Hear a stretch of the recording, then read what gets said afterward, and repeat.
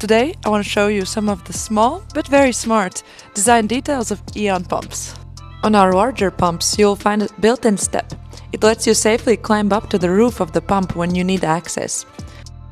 Down in the corner of the door there's a small dedicated hole. It is meant for cables, so you do not have to pinch them between panels or leave the doors open. The lifting hook folds in when you do not need it.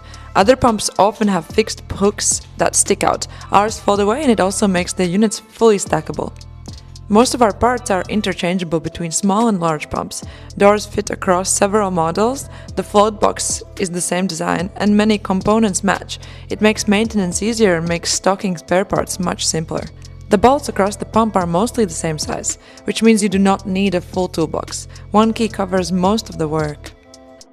Our couplings are designed at 30 degrees, which makes attaching and removing hoses much easier compared to the straight designs used by others.